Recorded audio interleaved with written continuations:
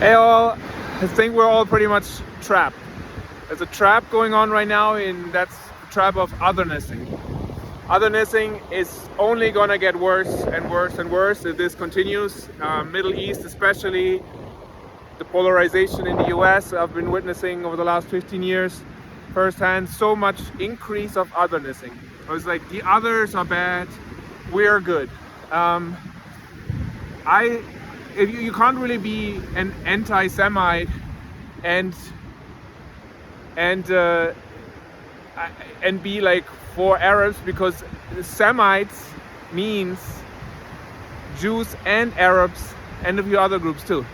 So if you're anti-Semite, means you're also anti-Arab and anti-Jew. So there's a whole misuse of the term anti-Semite, because if you look it up, Semite, and so it's all used for the purpose of othernessing.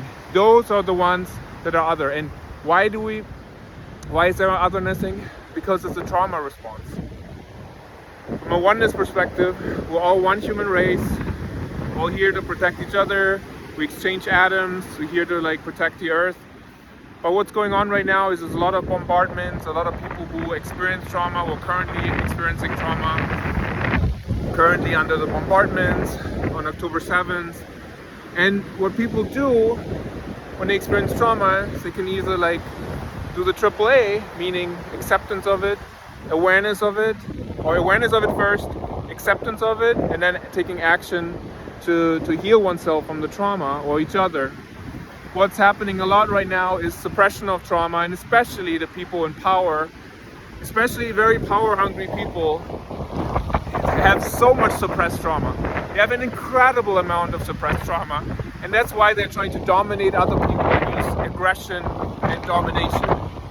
It's terrifying. And so when friends of mine ask me, hey, why don't you have to speak up, there's no silence is possible, it's basically a trap. Then I would speak up against like the current government in Israel, for instance, like some of my friends asked me to do.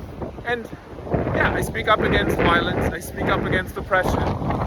But anti-Semite means you're anti-Arabs too, right? So there's a misuse of that term, and I think we're all one human race.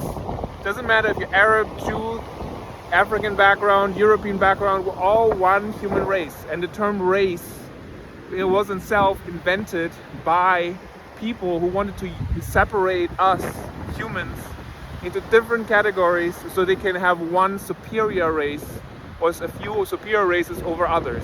That's a trap. It's not biologically correct, and it should not be used anymore. Actually, the countries where I grew up, the term race is forbidden. So if you use them, you're inherently a racist. So yeah, seriously. And so you're not allowed. And when I came to the US, I thought, whoa, this is crazy. People are like separating each other in races. But that's where we are in a lot of countries in the world. And so I kindly ask all of us to actually look at like, how can we look at it in terms of groups? What are types of organizations, right? Like, is there an organization that wants to suppress others? And then also, like, what is the underlying trauma? If one group suppresses the other to the point of like not having a voice to speak up, what is that group that is being oppressed? It does as a trauma response, right? Sometimes some people might feel like the only response is violence, but it should never be okay. Violence should never be okay. If it's an act of like self-defense, but is it an act of self-defense to bomb each other, to go into another country, to kill other? I don't think so. So I hopefully humans can learn from this. What I learned from people that wrote books on like cults, I call them 45, and other people like Gabor Mate, great inspiration, is actually that they always speak about the somatic experience. So a lot of people will experience trauma, like I, for instance, use or have been using somatic practices to get out of trauma. So what I highly recommend is very somatic embodied practices, because we all share very similar human body, and experience our body through breath work, for instance, through relaxation, through meditation, through also exercises, of course, mindful exercises. Those are really impactful ways how we can experience our body. And I do strongly believe that people who are suppressing others, who are undealt trauma, that they have a very disconnected self from their body, and they oftentimes use that kind of like hyper ego, hyper power drive to gain power and to gain some kind of joy from it, or some weird like some sense of belonging in that power. But we feel that we belong in this body we're in this mind body, and in the present moment. I don't think there's anything that's more joyful and more peaceful. And so I believe like the way out of this trap right now of disconnecting, of mind, of othernessing, is to become more embodied, more present in the moment.